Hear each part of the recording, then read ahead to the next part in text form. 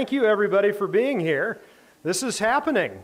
Every year this big ungainly flower bud gradually unfolds, and here it is. I'm going to take us back to 1979 here, though. June 2nd, 1979, to be specific. 5 months in at that point, 5 months and 2 days into the first International Year of the Child that the UN marked.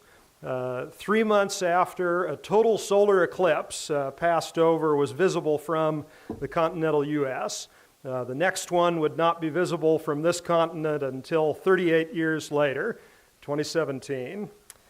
7 weeks after, a baby was born in a rural hospital in west central Illinois and brought home to the Iutzi family farm. 1 day after, the Happy Meal was introduced at McDonald's for the first time. 1 day before, the Ixtoc-1 oil spill in the Gulf of Mexico spilled an amount of oil into the environment that was not equaled until 7-8 years ago with Deepwater Horizon. June 2nd, 1979, at the opening on that day of the inaugural Prairie Festival, I don't think the people organizing it knew they were inaugurating something other than that one event. But by the time it wrapped up on June 3rd, I think they knew they had a good thing going already. The theme that year was Prairie Roots, Human Roots.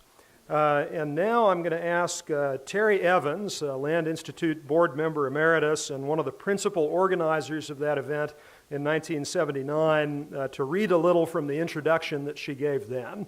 So, Terry, you're here. Yeah, you snuck up on me. Yeah. This is the original invitation, and this, which I found recently, is what I read from. Welcome to Prairie Roots, Human Roots. Several of us here today have been looking at the prairie for the past year or so. And the prairie has stimulated a variety of ideas and responses in us. Out of the riches the prairie offered us, this program has been born. And then I had some of the kinds of announcements that Rachel just told you. And then I said more on what we are about today. We know that of the entire prairie biomass, only 15% is visible. The other 85% is underground in the root structure. Today we will share our vision of the prairie. The 15% we have seen and are seeing, we share this vision with the awareness that the prairie still holds many secrets, that maybe we have only seen the 15%. The prairie, in all her shimmering subtlety and diversity, has let us know. I'm sorry, this is so emotional for me. Apologize. It was 40 years ago. And it still matters. It's still the same. Okay, the prairie, in all her shimmering subtlety and diversity, has let us know that perhaps she holds a key to our cultural history in this region and the key to our agricultural future. Our roots are closely intertwined with those of the prairie, but the prairie's roots go much deeper. Today we are here to celebrate and to examine the meaning of the prairie for us.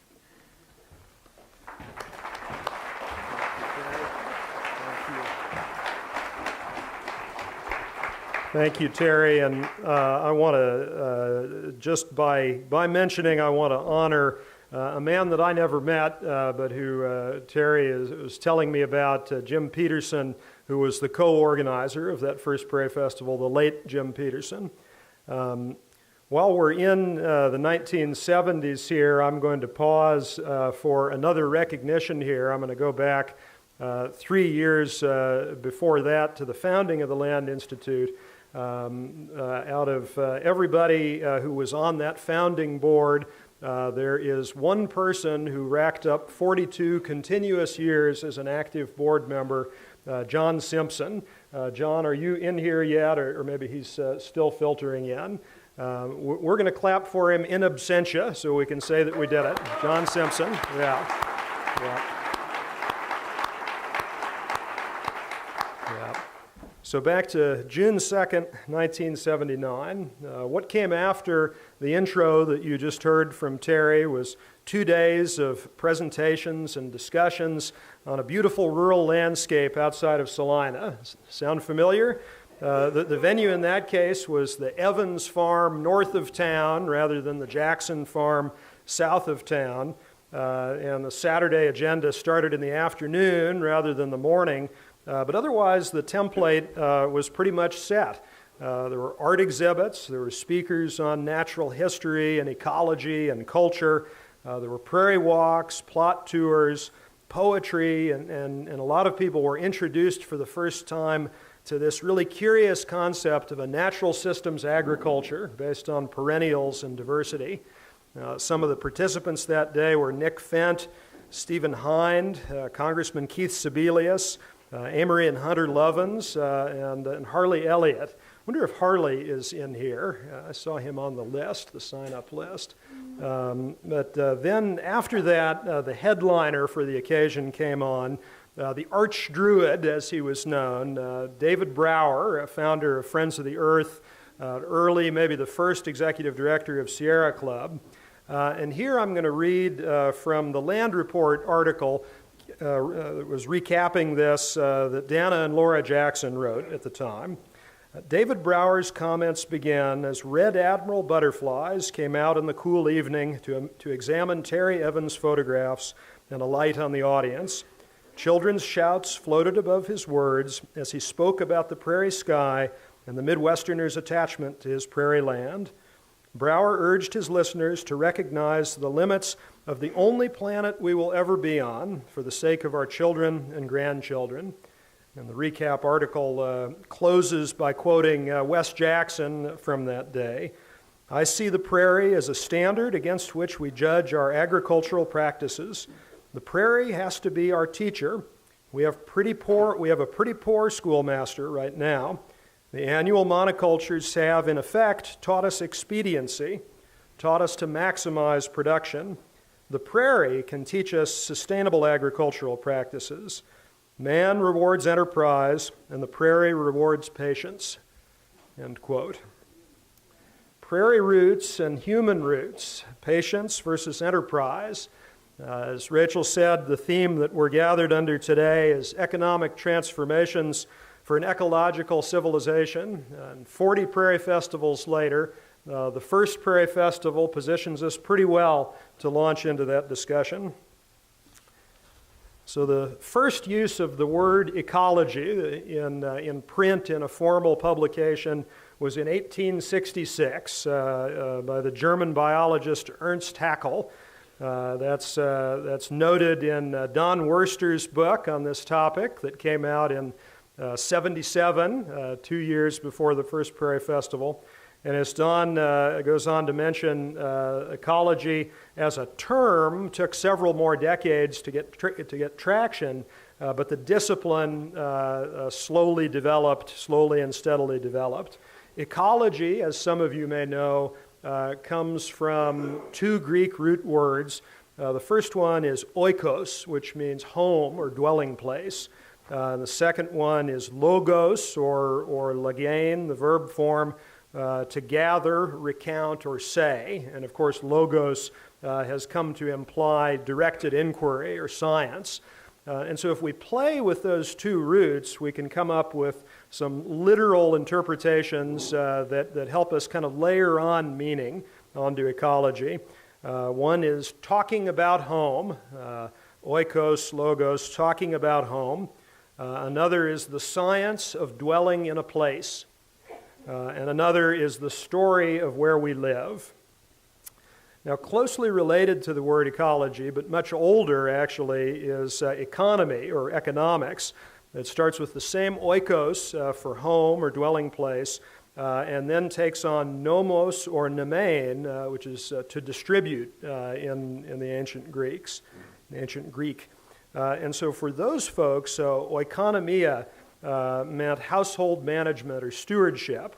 It was literally the distributions and allocations that it took to manage a household, but it was also metaphorically doing the same for a neighborhood or a community or for a nation. And there was a very definite connotation there that this stewardship was wise, competent, and thrifty, that things were managed well by the economos, the individual who was the steward of the household. Now, closer to our own time here, if you look at a dictionary definition of economics, you'll find that it's suspiciously connotation-free. One that I found was the production, distribution, and consumption of goods and services. One that maybe is a little more useful, 20th century definition, this is from the economist Lionel Robbins from the 1930s. He defined economics as human behavior as a relationship between ends and means. That's maybe a little closer, something that both we and the ancient Greeks, I think, would find intelligible. So the way that we manage our household, the way that we carry out our economics, is by marshaling ends and means, hopefully prudently and wisely. But if we take stock of the story of where we live, if we take stock of our ecology here, we find that more often than not, our household is coming apart at the seams. We find that more often than not, we have lost sight of the ends that we're seeking, and that we've lost sight of how to choose means with attention paid to unwanted ends that may be produced as a consequence. We strive for food, and instead we get eroding soil and polluted water.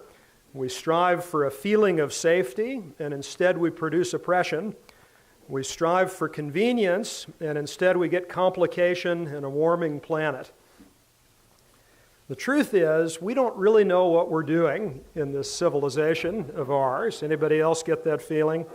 We've become unmoored from the past technological and energetic limits that kept us a little in check. But even though we've cast off that mooring line, we haven't learned how to swim in the waters that we're now in. Our decision-making at times has become abstract, isolated, deranged even. And so it clearly, we have an urgent need to reintegrate the story of where we live into our culture and into our society. What we need is a truly ecological civilization. To get there is going to require a profound reordering of means and ends and the institutions that mediate those means and ends. How on earth are we going to pull this off? How we grow, how we make, how we trade, how we shop, and how we govern. All these things need transformation. All these things, most of them at any rate, will be informed in some of the speakers to follow.